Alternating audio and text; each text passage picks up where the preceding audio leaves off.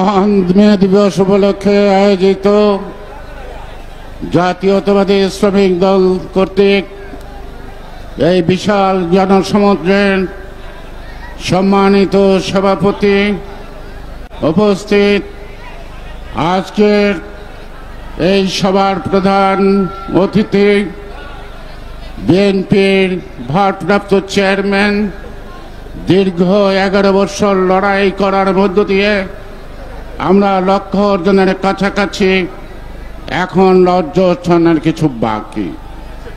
আজকের মে দিবস বাংলাদেশের সীমাবদ্ধ নয়, বিশ্ব জুড়ে যার সীমানা নাই, সারা বিশ্বের দুনিয়ার মজদুর এক হও, এই স্লোগানেই পালিত হচ্ছে সারা বিশ্বে। আজকে শ্রমিকদের অধিকার এখনো প্রতিষ্ঠিত হয়নি ন্যায়সঙ্গতভাবে, তারই জন্য। আর এই শ্রমিকদের অধিকার প্রতিষ্ঠায় প্রথম যে শহরের যারা প্রাণ দিয়েছিল তাদের প্রতি শ্রদ্ধা নিবেদন করে খুব অল্প সময়ের মধ্যেই আমি আমার কথা শেষ করতে চাই। আমরা দীর্ঘ লড়াই করলাম, ছাত্র, জনতা, শ্রমিক, কৃষক, সকল শ্রেণী পেশার লোক, রাজনৈতিক দল। 11 বছর পরে আমরা গণতন্ত্রের শত্রু ফ্যাসিবাদের প্রধান শেখ হাসিনাকে তাড়াতে সক্ষম হয়েছি। আজকে বাংলাদেশ ফ্যাসিবাদ মুক্ত। কেন ফ্যাসিবাদকে তাড়াতে হয়েছিল? গণতন্ত্র উদ্ধারের পূর্ব শর্তই ছিল ফ্যাসিবাদ। তাই আজকে ফ্যাসিবাদ গেলেও গণতন্ত্র কিন্তু এখনো আলোর মুখে দেখেনি। সাম্প্রতিককালের বিবেচনায় বলতে হয় গণতন্ত্র চোরাবালুতে আটকা পড়েছে।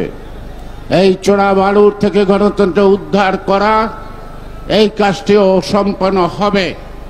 আমি এই দৃঢ়চেতন নেতা তারেক রহমানের প্রতি আস্থা রেখে বলছি যে আমরা এতটুকু পথ যখন যেতে পারছি, সেই গণতন্ত্র আলোর মুখ দেখবে তার নেতৃত্বে। এইটাই বাংলাদেশের জনগণের প্রত্যাশা। আজকে পত্র পত্রিকা, সোশ্যাল মিডিয়া, তারা যে হারে লেখালেখি শুরু করছে মনে হয় বিএনপি ক্ষমতা। সব লেখা বিএনপির বিরুদ্ধে, নেতাদের বিরুদ্ধে। গণতন্ত্র বিএনপি একটি নাম, এক এবং অভিন্ন। বিএনপির বিরুদ্ধে ষড়যন্ত্র আর গণতন্ত্রের বিরুদ্ধে ষড়যন্ত্র আমি এক পার্টিতেই মাপতে চাই, এক মাপেই মাপতে চাই। তাই গণতন্ত্র উদ্ধার হলেই বিএনপির বিরুদ্ধে এই ষড়যন্ত্র থামবে, নতুবা থামবে না। বিএনপির বিরুদ্ধে ষড়যন্ত্র এই কারণে, বিএনপির অপরাধ, তারা একটা সুষ্ঠু অবাধ নির্বাচন চায়, জনগণের মালিকানা ফেরত দিতে চায়, তাদের ভোটের অধিকার ফেরত দিতে চায়। ইদানিংকালে এক সাংবাদিক বললেন যে আপনারা এই গণতন্ত্রের কথা এখন বলছেন কেন?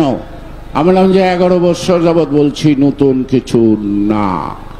এর জন্যই জীবন বিপন্ন হয়েছে, অনেক মায়ের বুক খালি হয়েছে, অনেকে সন্তান স্ত্রী হারা হয়েছে, অনেকে পঙ্গুত্ব বরণ করেছে, অনেক ছাত্র তার জীবন দিয়ে লিখে গেছে এই গণতন্ত্র পুনরুদ্ধার এবং ফ্যাসিবাদের ইতিহাস। এই ইতিহাস পাল্টানো যাবে না। আজকে যারা সরকারে আছেন তাদেরকে বুঝতে হবে, বিপ্লব অর্থাৎ দীর্ঘ 11 বছরের আন্দোলনের ফসল আজকের সরকারকে বিশ্বাস করে জনগণ দিয়েছে। তারা একটি নির্দলীয় নিরপেক্ষ নির্বাচন করতে সক্ষম হবে, কারণ তারা কোনো দলীয় না। এই কারণে যে নির্বাচিত ব্যক্তিদের সমন্বয়ে গঠিত অন্তর্বর্তীকালীন সরকারের নানা জনের নানা কথার মধ্যে ফুটে ওঠে তারাও কোনো না কোনো রাজনৈতিক দল গঠন বা পৃষ্ঠপোষকতা করছেন, অর্থাৎ বিএনপিকে মোকাবেলা করার জন্য। নির্বাচন দেন, নির্বাচনের মাধ্যমে বিএনপিকে মোকাবেলা করেন। জনগণ যদি বিএনপিকে প্রত্যাখ্যান করে আমরা মাথা পেতে নেব, আর জনগণ যদি বিএনপিকে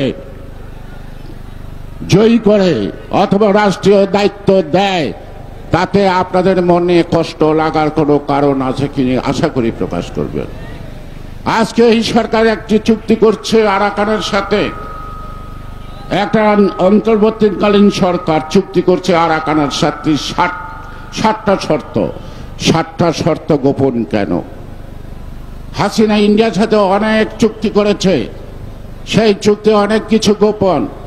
তাহলে আজকের সরকার পররাষ্ট্র উপদেষ্টার কথায় বোঝা যায়, তাহলে হাসিনা সরকারের চরিত্রের সাথে এই সরকারের চরিত্রের তফাৎটা কি আপনারা আমাদেরকে বুঝে বলেন। আপনারা সেই 60টা সত্য জনগণের কাছে প্রকাশ করেন, সেটা কি জনগণের পক্ষে না বিপক্ষে? আমাদের আজকের স্বাধীনতার সার্বভৌমত্ব, আমাদের সীমান্ত নিরাপত্তা থেকে আরম্ভ করে প্রত্যেকটি বিষয়ে পর্যালোচনা করলে বোঝা যায় যে এই চুক্তি আগামী দিন একটি বিস্ফোরা হয়ে দাঁড়াবে বাংলাদেশের অস্তিত্ব এবং স্বাধীনতার সার্বভৌমত্বের বিপক্ষে। আমি এখানেই শেষ করছি। সবাইকে আন্তরিকভাবে ধন্যবাদ। আমি জানি সকাল 8টা থেকে আপনারা আসছেন, এখনো আছেন, শুধুমাত্র আজকে শ্রমিকদের দাবি দেওয়ার জন্য নয়, সর্বজন স্বীকৃত গণতন্ত্রের দাবির প্রশ্নে আপনারা ঐক্যবদ্ধ, এবং যতক্ষণ পর্যন্ত ওই চোরাবালুর থেকে গণতন্ত্র আবিষ্কৃত না হয় আমরা প্রতিশ্রুতিবদ্ধ প্রতিজ্ঞাবদ্ধ থাকি। আমাদের নেতা জনাব তারেক রহমান নেতৃত্বে এটা আমরা সফল হব। কেউ বলেন উনি দূরে, আমি তো দেখি সবসময় তো কাছে। আমরা কাছাকাছি থেকেও কেউ সবসময় কাছে না, উনি তো সবসময় আমাদের কাছেই আছে। চিন্তা আছে, ভাবনা আছে, মননশীলতা আছে, আদর্শে আছে, লক্ষ্যে আছে। আর সারাদিন সকল নেতা কর্মীদের সাথে তিনি সারাক্ষণ কথা বলছেন পথ চলা, আগামী পথ চলা। তাই আগামী পথ চলার দিক নির্দেশনা আশা করে আজকে চেয়ারম্যানের কাছ থেকে আমাদের পরবর্তী পথ চলা হবে চোরাবালুর গলির থেকে গণতন্ত্র উত্তরের সংগ্রাম। সবাইকে ধন্যবাদ। বাংলাদেশ জিন্দাবাদ।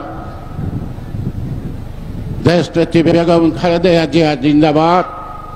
আমাদের আজকের সামনের লড়াইয়ের নেতা জনাব তারেক রহমান জিন্দাবাদ। শহীদ জিয়া অমর হোক, মে দিবস অমর হোক।